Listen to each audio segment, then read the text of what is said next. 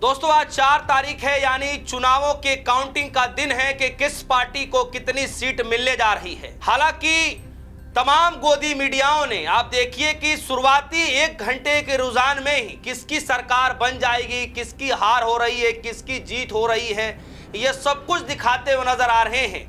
लेकिन वहीं अगर आप चुनाव के आंकड़े अगर हकीकत में देखना चाहते हैं तो इलेक्शन कमीशन के अगर आप वेबसाइट पर जाएंगे तो आपको हकीकत कुछ और ही नजर आएगा। जी हाँ दोस्तों, यानी गोदी मीडिया जो आप तक खबरें पहुंचा रहा है कहीं ना कहीं इलेक्शन कमीशन के डेटा से भी कहीं ज्यादा आगे जाकर के दिखा रहा है। और इन दिनों मैं आपको बता दूं कि कोई आश्चर्यचकित करने वाली बात नहीं है, हमेशा से यही हाल रहता है। कभी कभी तो ऐसा हो जाता है कि 8:30 बजे तो काउंटिंग शुरू की जाती है और 8 बजे ही नतीजे बताने शुरू कर देते हैं। और इस बार भी कुछ ऐसा ही है।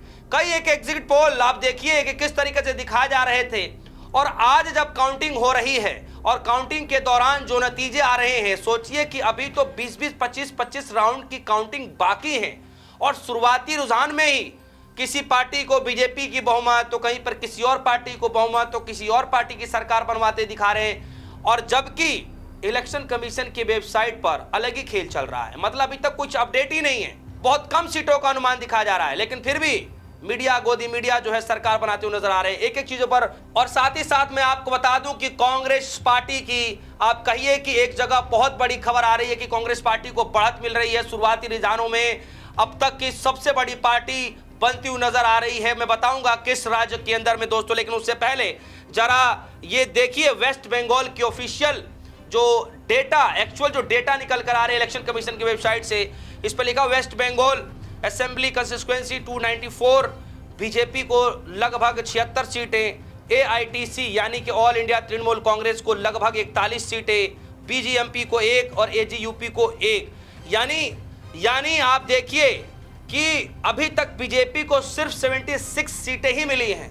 लेकिन अगर आप आंकड़े देखिए, जैसे ये देखिए यहां पर बीजेपी को 145 सीटें दे दी गई हैं और यानी बहुमत के करीब, एकदम बहुमत पार कह लीजिए।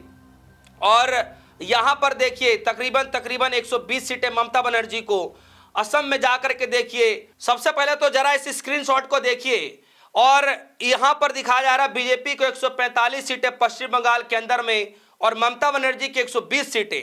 जबकि एक्चुअल में जो डेटा आ रहा है इलेक्शन कमीशन की वेबसाइट पर, वहां पर बीजेपी को 76 और एआईटीसी यानी ऑल इंडिया तृणमूल कांग्रेस को 41 सीटें।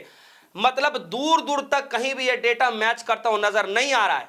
लेकिन इसके बावजूद भी पूरे मीडिया में यही सब चलाई जा रही हैं कि भारतीय जनता पार्टी ने बहुमत का आंकड़ा छू लिया है, बहुमत का आंकड़ा पार कर लिया है पश्चिम बंगाल के अंदर में।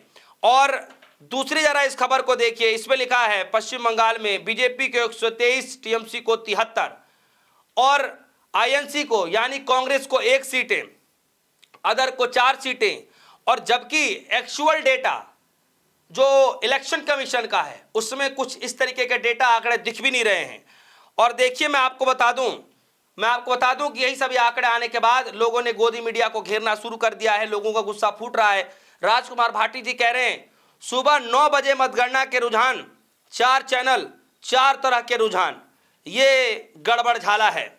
उसमें देखिए पहला चैनल दिखा रहा है जिसमें टीएमसी को 103 सीटें, ये सब 9 साढ़े 9 बजे के बीच के रुझान है, और बीजेपी के 115 सीटें यानी पश्चिम बंगाल में। और ये देखिए एक और चैनल, उसमें टीएमसी के 136 और बीजेपी को 97। एक और चैनल देखिए जिसमें बीजेपी के 114 और टीएमसी को 108 सीटें। फिर अगला चैनल देखिए, इसमें देखिए इसमें दिखा रहा है पश्चिम बंगाल में टीएमसी को 1। और मैं आपको बता दूं कि ये सारे आंकड़े 9 से साढ़े 9 बजे के बीच के आंकड़े हैं। यानी 4 चैनल, मैं सिर्फ 4 चैनलों की बात कर रहा हूं, 4 चैनल और चारों चैनल पर अलग अलग आंकड़े, ये कैसे संभव हो सकता है आप बताइए। और उसमें भी इलेक्शन कमीशन का अलग डेटा है। आप इलेक्शन कमीशन के आंकड़े को मानेंगे या इन सभी चैनलों के मानेंगे, और जो कि सारे आंकड़े, सारे चैनलों के आंकड़े अलग अलग हैं। बताइए कैसे साबित हो सकता है। और सबसे बड़ी बात है दोस्तों कि जब आप इंटरनल जा करके देखेंगे बकायदा एक एक सीट पर, तो वहां पर आपको पता चलेगा कि अभी तो सिर्फ 1 से 2 राउंड ही कंप्लीट हो पाए हैं, अभी तो 20-20, 25-25 राउंड की काउंटिंग बाकी है। तो फिर ये एग्जैक्ट आंकड़े 1 से 2 घंटे के भीतर कैसे बता देते हैं, ये जो है थोड़ा समझना पड़ेगा। अब मैं आपको लेकर के चलता हूं कि आखिर कहां पर कांग्रेस पार्टी ने बाजी मार ली है। जरा देखिए इन आंकड़ों में कि ये जस्ट अभी आंकड़े आए हैं और मैं बात कर रहा हूं केरलम की। केरलम के अंदर जो है एलडीएफ 44, यूडीएफ 92 और बीजेपी को 2 और अन्य को 2, यानी जो यूडीएफ है 92 का आंकड़ा दोस्तों इस वक्त छूता हुआ नजर आ रहा है, यानी कि कांग्रेस पार्टी की वहां पर बल्ले बल्ले है। और कांग्रेस पार्टी जो इस बात को लेकर के कांग्रेस पार्टी के खेमे में बहुत खुशी की लहर है।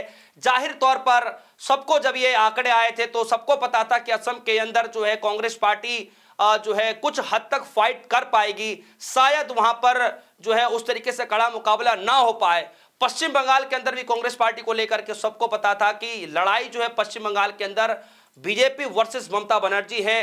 कांग्रेस पार्टी की जो है उतना वहां पर लड़ाई नहीं है, लेकिन फिर भी कांग्रेस पार्टी के दोनों हाथों में लड्डू जो है कहीं ना कहीं मिलता हुआ दिखाई देगा पश्चिम बंगाल के अंदर में।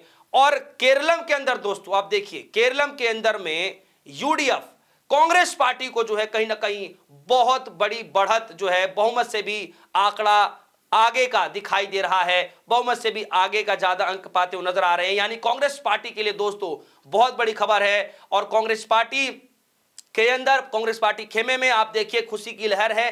कहीं ना कहीं 5 राज्यों में सिर्फ एक ही इकलौता राज्य था जहां पर कांग्रेस पार्टी के लिए खुशी की खबर आ सकती थी, जो कि कहीं ना कहीं अब सच साबित होता दिखाई दे रहा है। तो दोस्तों एक तरफ गोदी मीडिया की आंकड़े और दूसरे तरफ आप देखिए कि जो एग्जैक्ट आंकड़े हैं वो अभी भी आने बाकी हैं। तो फिर इस तरीके का माहौल, इस तरीके का हवा क्रिएट क्यों किया जा रहा है? दोस्तों इस खबर को लेकर आपकी क्या राय है? वीडियो कमेंट सेक्शन में जाइएगा, अपनी राय रखिएगा। फिलहाल के लिए दीजिए इजाजत, देखते रहिए न्यूज़। धन्यवाद।